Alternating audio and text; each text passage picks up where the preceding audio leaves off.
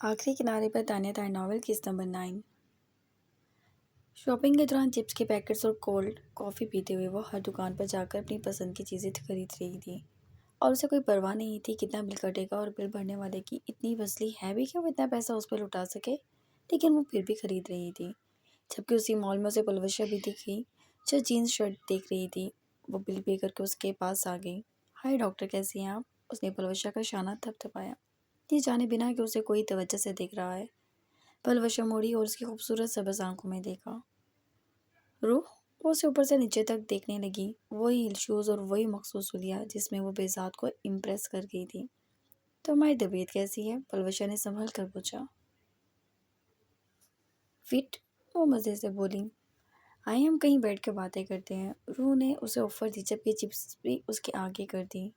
پلوشا نے نفی میں سر ہلایا۔ نہیں تھینک یو، مجھے جانا ہے، پلوشا آہستگی سے بولی۔ اس کا دل روح کو دیکھ کر گھبرا اٹھا تھا۔ ایسا لگا اس کے پاس تو کچھ بھی نہیں کہ بذات اسے پسند کرے، جبکہ روح کی سبز آنکھوں میں ہی دیکھ کر کوئی اس پر فدا ہو سکتا تھا۔ معلوم نہیں وہ اس کی طرح دیکھ بھی سکے گی یا نہیں۔ اوہ اچھا، چلو دکان کے باہر تک تو ساتھ چلتے ہیں۔ وہ مسکرائی تو پلوشا بھی مسکرا دی۔ تمہیں پتہ ہے میرے فیونسی نے مجھے کہا ہے کہ میں شاپنگ کروں، تبھی میں اچھے سے ڈریسز لینے آئی ہوں، روح اٹھلاتی ہوئی بولی۔ پلوشا نے حیرانگی سے اس کی طرف دیکھا۔ فیونسی؟ وہ سوالیہ نگاہوں سے اسے دیکھنے لگی۔ شجر عباس نام لیتے ہی اس کا لہجہ بہت نرم اور بہت خوبصورت ہو گیا تھا۔ پلوشا کی پیشانی پر 2 بل ڈرے اور وہ سر ہلا گئی۔ تم نے دیکھے تو ہیں؟ وہ ہاتھ جاڑتی چپس کا پیکٹ وہیں پھینکتی اسے یاد دلانے لگی۔ ہاں، ہے ہیلو، یہ پیکٹ اٹھاؤ یہاں سے، ایک شاپ کیپر ذرا غصے سے بولا باہر نکل کر۔ اوہ ہیلو، تمہیں پتہ ہے میں کون ہوں؟ وہ لڑنے کو تیار ہوئی تھی۔ پرائم منسٹر کی بیٹی بھی ہو تب بھی میری دکان میں کوڑا نہیں کر سکتی، اٹھاؤ اسے، وہ بھڑکا۔ 1 منٹ میں اٹھا لیتی ہوں۔ پلوشا کو جھگڑا بلا وجہ لگا، تبھی وہ جھکی، جبکہ روح سینے پر ہاتھ باندھے اسے دکاندار کو گھورنے لگی جو بڑبڑاتا ہوا اندر چلا گیا۔ ایویں تم ڈر گئی؟ ایسا کو تو میں لڑوں اور غصوں سے ٹھیک کر دوں۔ وہ ہوا میں مکے چلاتی کھلکھلاتی، جبکہ پلوشا اس کی ہنسی کے ترنگ میں حیرانگی سے کھو گئی۔ وہ اتنی خوبصورتی پھر اتنی لمبی کیسے ہو سکتی تھی؟ صحیح، اس نے بس اتنا ہی کہا۔ ڈاکٹر آپ کم بولتی ہیں، روح بدمزہ ہوتی بولی۔ شاید پروفیشن کی ڈیمانڈ ہے، ویسے تم کیا کرتی ہو؟ اس نے سوال کیا۔ مجھے کسی سے بہت محبت ہے، بے شمار۔ ہائے، وہ دل پہ ہاتھ رکھ گئی، جبکہ پلوشا نے اس کی جانب دیکھا۔ شجر آواز، اس نے کہا تو روح کافی کا سپ لیتی سر ہلا گئی۔ اچھا، میری فیونسی نے بھی مجھے شاپنگ کے لیے ہی بھیجا ہے۔ کچھ چڑھتے ہوئے اس نے بھی اپنے ہینڈ کیریز دکھائیں۔ واؤ، روح کو دیکھ کر کافی خوشی ہوئی تھی، اور وہ تو ہر بات پر خوش ہو جاتی تھی۔ ویسے تمہاری فیونسی کا نام کیا ہے؟ اس کے سوال پہ پلوشا نے بھی اسی طرح اترا کر کہا۔ رضا علیشہ۔ اس کا نام لیتے ہی کچھ جھجک بھی آئی کہ وہ جھوٹ بول رہی ہے، لیکن وہ بول گئی۔ روح البتہ رک گئی۔ وہ تمہاری فیونسی ہیں؟ وہ حیرانگی ہوتی ہے آہستگی سے سوال کرنے لگی۔ ہاں، کیوں؟ پلوشا کچھ کنفیوز ہوئی، جبکہ روح نے ارد گرد دیکھا۔ رازداری سے اس کی سیم جھکی۔ پلوشا اس کا ہاتھ تھام گئی۔ وہ تو اچھے آدمی نہیں ہیں، تم ان سے منگنی توڑ دو، وہ گندے ہیں، وہ کافی فکر مندی سے بتا رہی تھی۔ گندے کیسے؟ وہ بہت اچھے ہیں، یہ بات میں جانتی ہوں۔ پلوشا نے ذرا غصے کا اظہار کیا کہ وہ بذات کے بارے میں یہ کیوں کر کہہ رہی تھی۔ نہیں، وہ اچھے نہیں ہیں، وہ تمہیں بیوقوف بنا رہے ہیں، انہوں نے مجھے۔ روح کے ابھی الفاظ پورے بھی نہیں ہوئے تھے کہ اچانک فائرنگ شروع ہو گئی۔ دونوں کا رنگ اڑ گیا، روح پیچھے ہٹنے لگی کیونکہ وہ جو کوئی بھی تھا اس کے سامنے گن تانے کھڑا تھا۔ حالانکہ وہاں پلوشا بھی تھی، لوگوں کی بھاگ دوڑ مچ گئی۔ فائرنگ کی وجہ سے لوگ بھاگ رہے تھے۔ پلوشا روح کو وہیں تنہا چھوڑے پیچھے کی جانب بھاگی، اور سب ادھر ادھر چھپ گئے سوائے روح کے۔ خوف زدہ سی نظروں سے وہ دل پہ ہاتھ رکھے اس شخص کو دیکھ رہی تھی جو اس کے سامنے کھڑا تھا۔ اس پہ گن تان رکھی تھی۔ اس نے روح کے سامنے گن لوڈ کی اور روح کی سانس سے الجھ گئی۔ وہ لمبے لمبے سانس کھینچ کے اپنی آکسیجن کو پورا کرنا چاہ رہی تھی، لیکن بسود اچانک کے مقابل شخص کا ہاتھ کسی نے جھٹکا اور موڑا اور گردن جکڑ لی۔ روح البتہ سانس لینا بھول چکی تھی، وہ نیچے فرش پر جا کے پڑی۔ پلوشا نے وہاں محروز کو دیکھا جو اس آدمی کو زبردستی گاڑی میں ڈالنے کی کوشش کر رہا تھا، اور زمین پہ تڑپ کر سانسوں کی محتاج بنی روح کو دیکھا۔ وہ خود غرضی دکھا کے وہاں سے چلی جانا چاہتی تھی۔ روح مر جاتی، کتنا اچھا ہو جاتا، بذات پھر بس اس کا رہتا۔ اس نے اگنور کر کے قدم باہر کی طرف اٹھائے۔ महरोज़ उस आदमी के साथ गुतम-गुता था, मालूम नहीं वो इतनी देर बाद क्यों आया था, जबकि वो आई उसी के साथ थी। उस आदमी ने महरोज़ को बड़ी मुश्किल से धक्का दिया।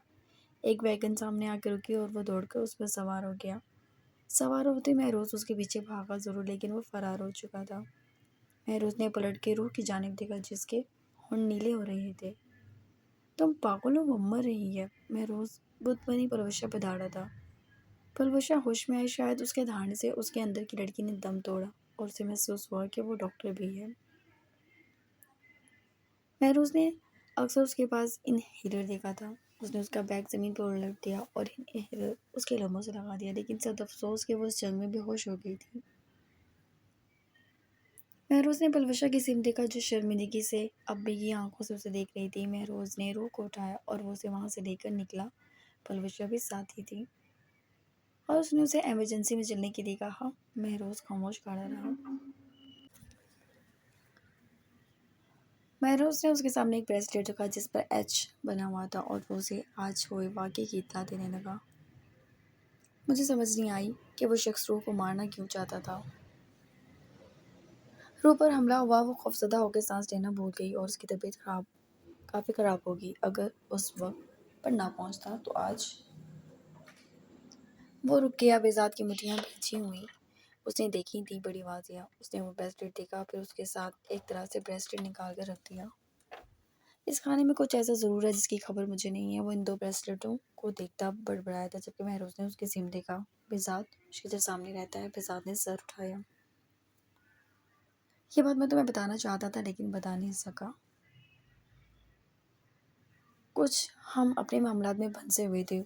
वो कुछ दिनों से रूह के साथ रह रहा है। बेज़ात ने टेबल पर लात मारी। वो खड़ा हो गया। उसने महरोज़ को जानलेवा निगाहों से देखा और सीधा चलने लगा। बेज़ात रुको। महरोज़ जल्दी से उसके पीछे लपका। आज उसके पीछे में गोलियां उतार के उसे इस दुनिया से रुखसत करके सारे खेलों का मज़ा चुका दूंगा मैं।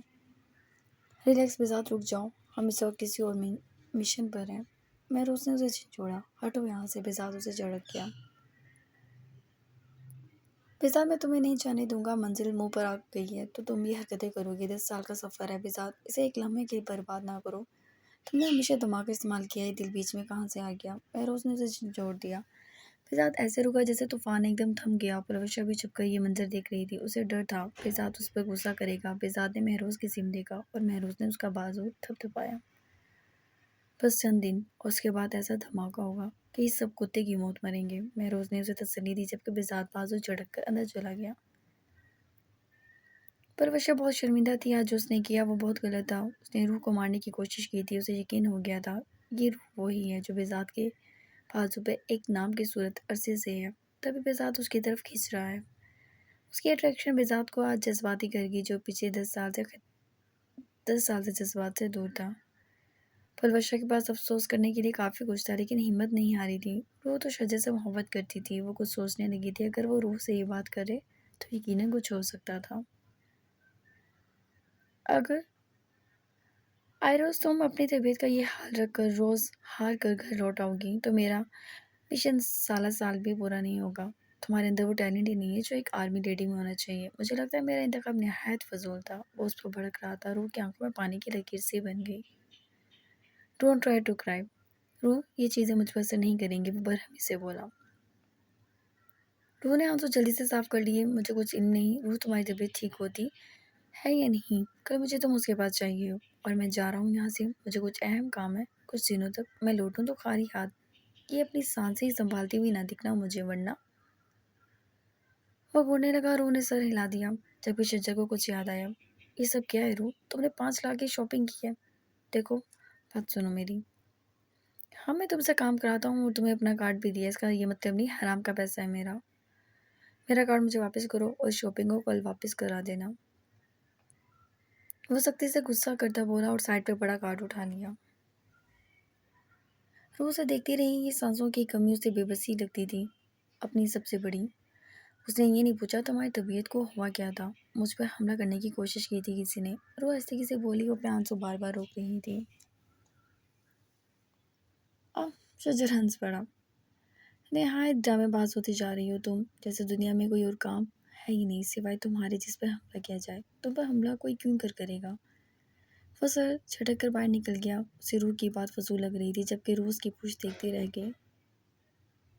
شاید وہ ٹھیک کہہ رہا تھا، اسے تو شجر کے علاوہ کوئی نہیں جانتا تھا۔ پھر اس پہ وہ شخص گن تانے کیوں کھڑا تھا، اور مہروز نہ آتا تو وہ اسے جان سے مار دیتا۔ روح کی سمجھ سے سب باہر ہو گیا تھا، لیکن شجر کے رویے پہ دل دکھ سا گیا۔ اب وہ اسے خوش کرنے والے سارے کام کرے گی، وہ سوچ چکی تھی۔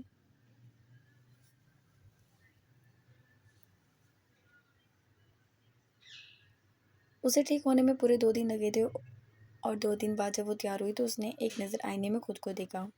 Not bad. وہ قمیض شلوار میں تھی۔ اس نے وہ دوپٹہ گلے میں لیا، ہلکے برے بالوں کو سیٹ کر کے اس نے گوگلز بالوں میں ہٹاتی وہ ہل شوز کی طرف بڑھی، لیکن اسے اچھا نہیں لگ رہا تھا کہ وہ ہل شوز شلوار قمیض کے نیچے پہنے۔ تبھی سمپل جوتا پہنتی وہ مطمئن سی گھر سے نکلی۔ سامنے ہی تو جانا تھا۔ اس نے سیدھا جا کے بہزاد علی شاہ کا دروازہ پیٹ ڈالا۔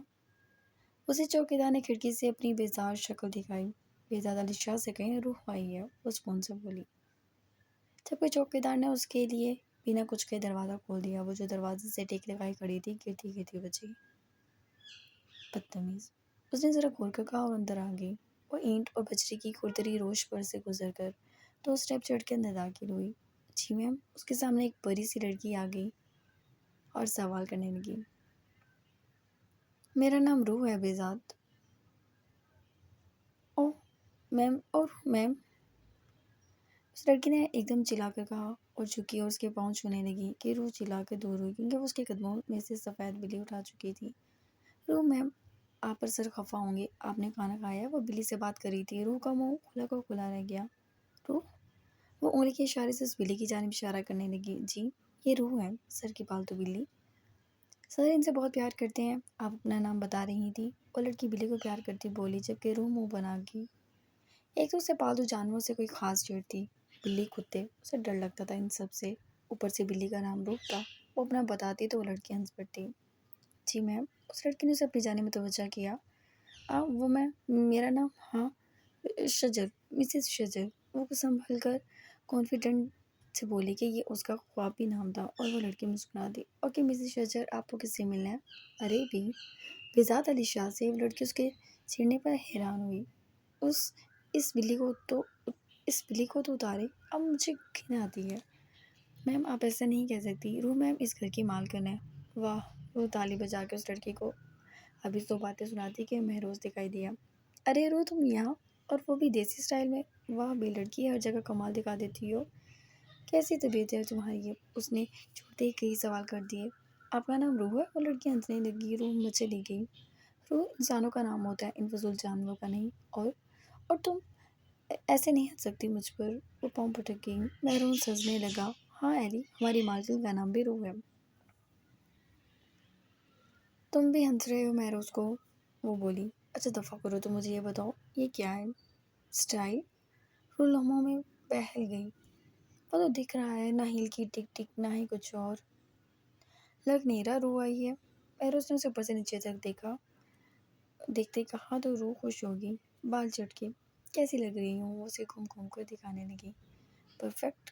مہروز بھی اس کی تعریفوں میں لگا ہوا تھا۔ یہ کیا ہو رہا ہے؟ ایک کڑک آواز پر دونوں سیدھے ہو گئے۔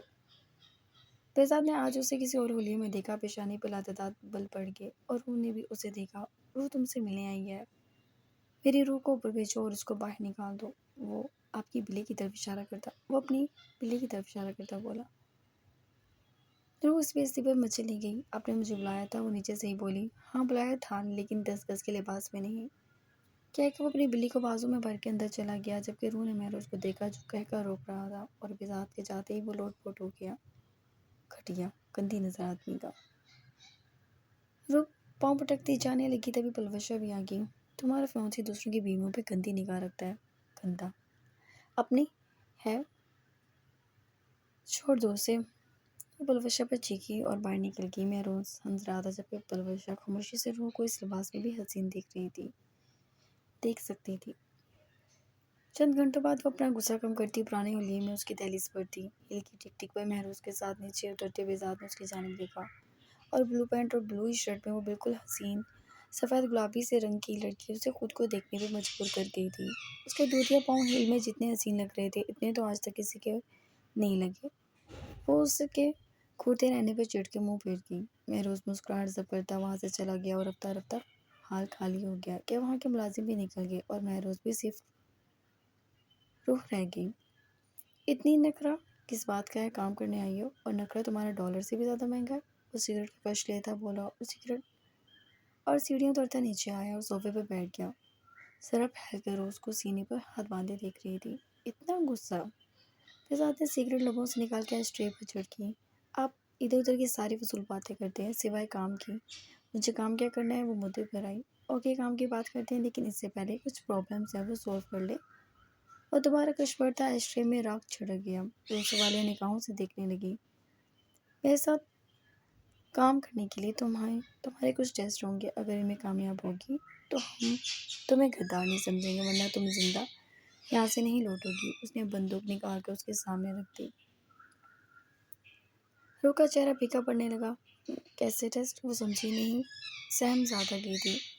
سمپل ہے۔ وہ سکون سے اس کی پریشان نگاہیں دیکھنے لگا۔